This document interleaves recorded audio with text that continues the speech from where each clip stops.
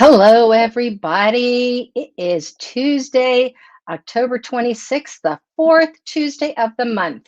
Welcome to the Leader Transition Institute October 2021 training and coaching session. If you're on with us for the first time today or watching one of our videos for the first time, I'm Annie Brock, President and CEO of the Leader Transition Institute, or LTI as we call it. We do this session on the fourth Tuesday of every month as a way of continuing to add value to the service members and veterans and their spouses who have attended Changing Focus Moving from We to Me. That's LTI's flagship program for people who are transitioning from active military service to the civilian sector. And we live stream the sessions because we know that what we talk about is interesting to anyone who's interested in adding value to themselves. So if you're here today and have participated in Changing Focus, we're really happy that you're continuing to invest in yourself.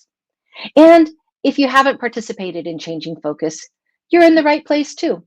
We're honored that you're allowing us to be a part of your journey in creating what it is you want for your life. Now, wherever you're watching this, whether you're live or watching the video, I encourage you to put your comments and questions into the chat or comment area. I can't see them right now. But particularly, I just was checking for it. Just went to that section of StreamYard. I can't check for them right now if you're on YouTube, LinkedIn, or Twitter. But I will go back and check what you've posted later and get back with you. And if you're on Facebook, I'll be keeping an eye out to make sure I don't miss anything and try to answer in real time. Today, we're going to talk about personal accountability. So let's start by talking about what accountability is and what it isn't. Sometimes accountability is confused with responsibility, but they're different. Responsibility is focused on a task or process, what needs to be done. It's ongoing and it can be shared.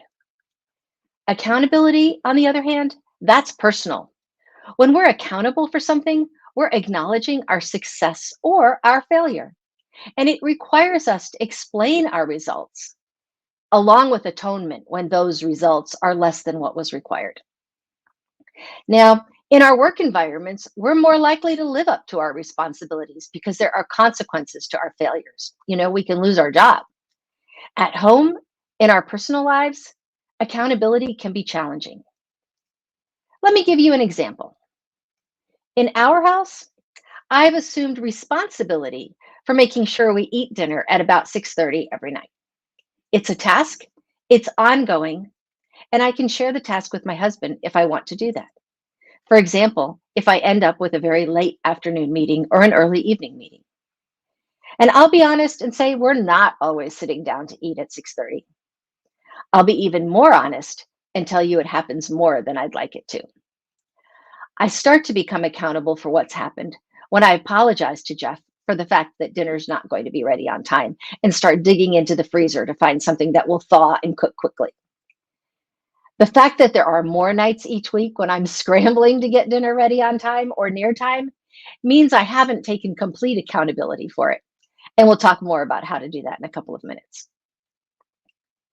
If you live alone, so you're responsible for doing your own laundry but failed to do it, you have no one to answer to but yourself. You're responsible, but you're not going to face any consequences from anyone not having done the laundry. The point I'm trying to make is that you can take responsibility and you can hold someone accountable. And sometimes that someone is ourselves. When we go through life not holding ourselves accountable, when we don't live up to our responsibilities, that's not a good thing. We need to be answerable to ourselves for what we do and don't do, just like we would be in a work environment. Now, a frustrating thing about accountability is that it often comes with negative connotations because we most often talk about it when we've made a mistake, when something goes wrong.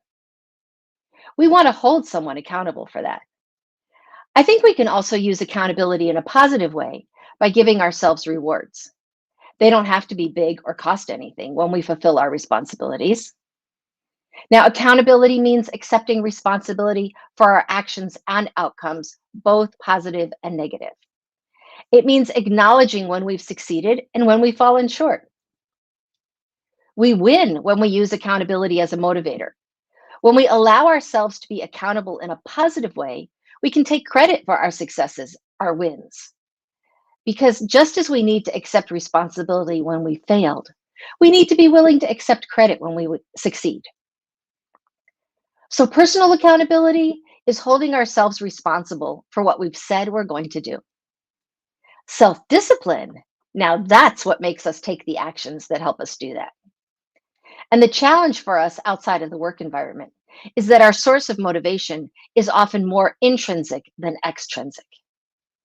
Extrinsic motivation, that's the motivation that comes from the outside, like showing up for work every day so that you won't be fired.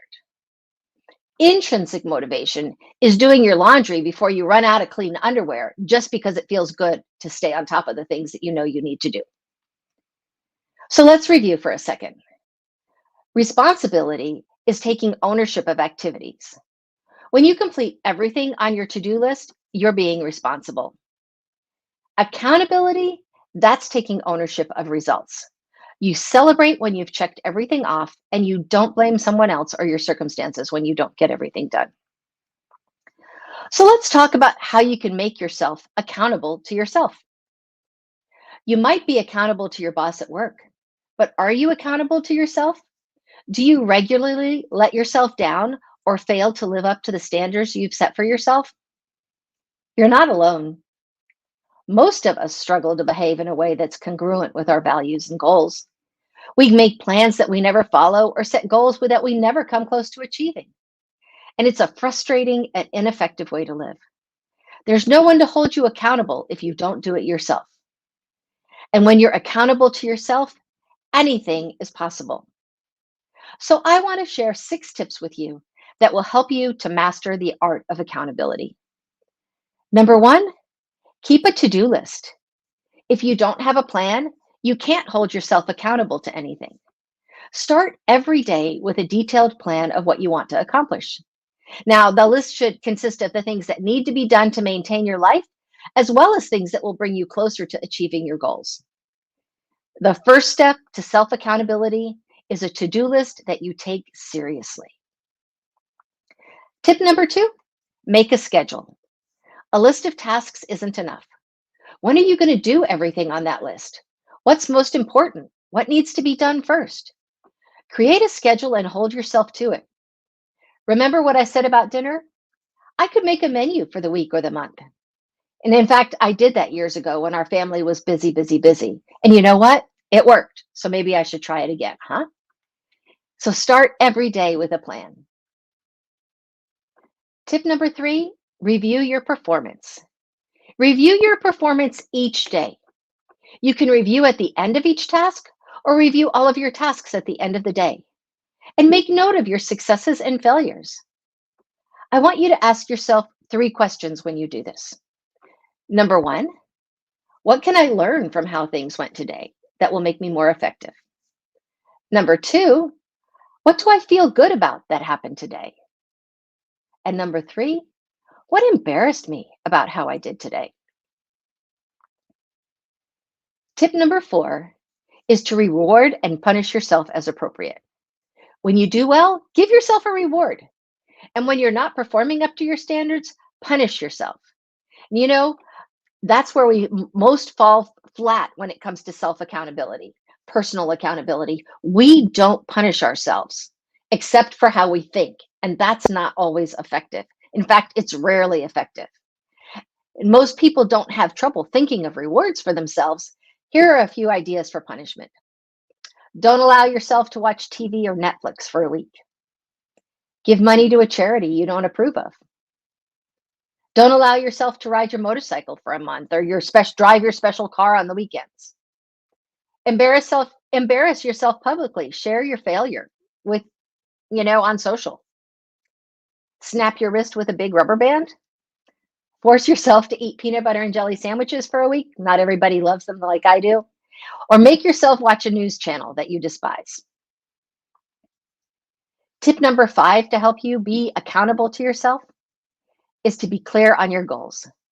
Your to-do list is largely dependent on your goals. It's easy to sit around and accomplish little if you don't have well-defined goals. You can't hold yourself accountable without without something to hold yourself accountable to. So, have a list of your 5 most important goals. Make that list and review it at least once every day. Be able to recite them without thinking. So, I'm going to share mine with you because you might ask, well, Annie, you say that. Do you do it? Do you practice what you preach? Sure. Here are my 5 goals.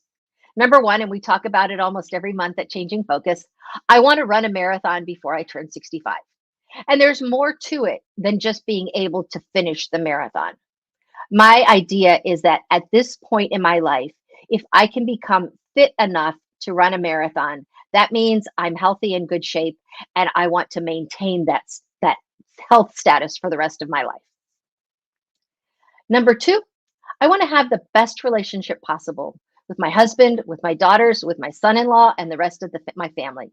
The most important things besides our faith life is our relationships. So those are really important. Number two, or number three, rather, I want to travel to all 50 states in the United States. And I'm almost there. I have 5 more to go to. I need to get to Alaska, Hawaii, North Dakota, Arkansas, and Oklahoma. My fourth goal is that I want LTI to be fully funded, to have and maybe that's kind of difficult as a nonprofit to say that I want to be fully funded. I want to have a really solid funding stream for LTI. We're a new nonprofit and we don't have a solid funding stream. I want to develop, so that's my goal, is to have a solid funding stream for the Leader Transition Institute. And my fifth goal is to have Changing Focus moving from we to me as the most respected and well-attended veteran transition program in the United States. Now, my last tip for building self-accountability is to have others hold you accountable. Whether you're training for a marathon like I need to be, I am having some little health challenges right now, or trying to buy your first rental property, I want you to let others know your plans. You might be more inclined to take action rather than suffer the public embarrassment of failure. And who's going to ask yourself, who will hold you accountable without trying to sabotage your efforts? Who really wants you to be successful? This person could be a great accountability partner, because it's important not to ask somebody to hold you accountable if that person doesn't have a real desire to see you be successful in that goal. And not everybody in our lives, sadly, wants us to be successful. Now, it would be nice to have a drill sergeant assigned to hold us accountable each day, but unfortunately, we have to manage that ourselves. So I want you to ask yourself, what would you be capable of accomplishing if you could hold yourself accountable every day? Then the sky would be the limit. However, we allow ourselves to get away with regular displays of mediocrity and simply sigh as a response. So today is the day that you can begin to hold yourself responsible in all of the areas of your life. Be accountable to yourself and you'll be amazed at what you can achieve. So thanks for sharing this time with me today, and I'll look forward to seeing you right here again next month. Bye-bye.